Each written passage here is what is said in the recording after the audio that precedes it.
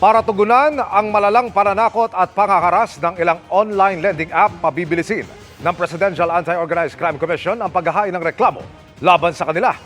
Katuwang nila riyan ang pulisya at ang Securities and Exchange Commission. Nakatutok si Maki Pulido.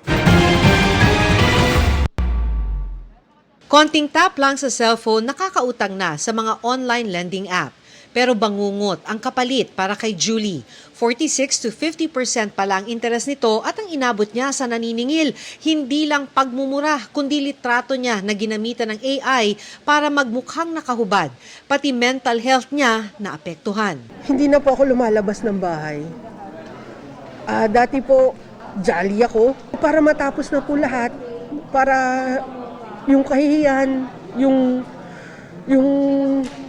mawala na po lahat, naisipan ko po na lang na mag-suicide. Kwento ng maraming biktima, nabudol na nga ng mga online lending apps. Pati ba naman sa paghabulan nila ng hustisya, tila nabibiktima sila. Sobrang hirap po, pabalik-balik po kami, hindi po namin alam kung saan po kami lalapit o kanino kami hingi ng tulong. Kaya sa loob ng isang linggo, simula ngayong araw, may one-stop shop sa opisina ng Presidential Anti-Organized Crime Commission sa Pasay City.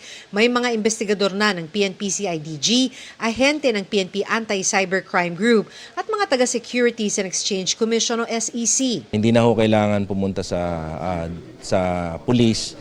Dito, sama-sama na kami.